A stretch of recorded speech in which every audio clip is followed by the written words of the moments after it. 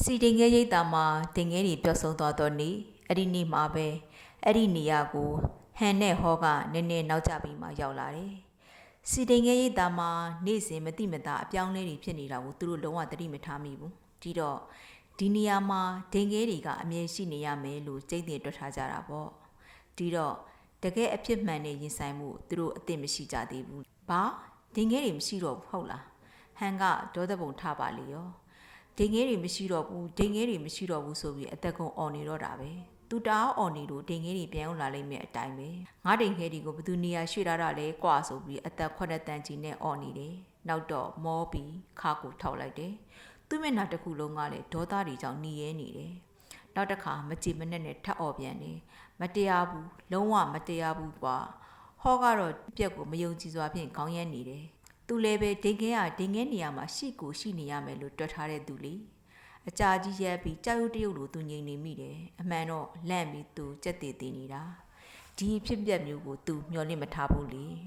ဟန်ကဆက်ပြီးအော်ဟစ်ကျိမ်းမောင်းနေတော့မယ်အဲ့ဒါကိုဟောကမကြားကျင်တော့ဘူးလက်တွေ့ရင်ဆိုင်ရပဲတကယ်အဖြစ်မှန်နဲ့သူထိတ်တိုက်မတိုးချင်ဘူးဒီတော့အားလုံးကို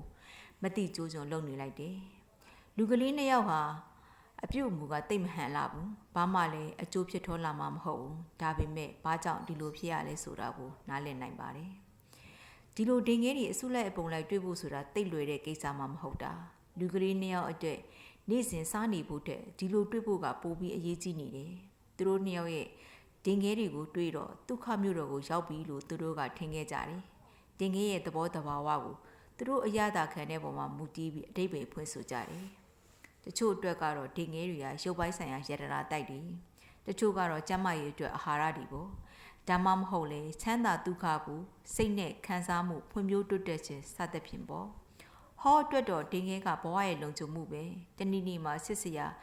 ချမ်းမြေ့ရိပ်မှုအိမ်တော်လေးတစ်ခုကိုတိဆောက်ပြီး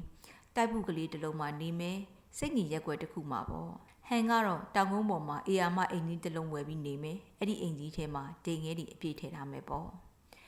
ဒိန်ကဲကဟန်နဲ့ဟောအတွက်ဤ၍ဤမြအရေးပါနေတာမို့ဘာလို့ရမလဲဆိုတာကိုမဆုံးဖြတ်နိုင်ဘူးအချိန်တွေအများကြီးကုန်သွားတော့တယ်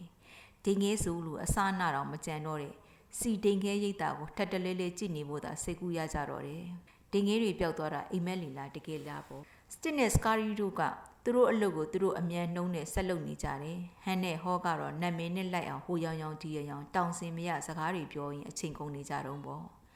မတရားဘူးဆိုပြီးအော်ဟေရန်တွေ့နေတုံးပေါ့ဟောကစိတ်ထဲကျစာပြုတ်လာတယ်မနေ့ပြန်အထိဒိန်ကလေးပြန်မရောက်လာရင်ဘယ်လိုလုပ်မလဲလူကလေးနှစ်ယောက်ကအခုထက်ထိမယုံကြည်နိုင်ဖြစ်နေတုံးပဲဘာကြောင့်ဒီလိုဖြစ်ရတာလဲဘာကြောင့်သူတို့ကိုတစုံတစ်ယောက်ကအတိမပေးတာလဲဒါလုံးဝတဘာဝမကျဘူးဖြစ်တဲ့ကိစ္စမျိုးမဟုတ်ဘူး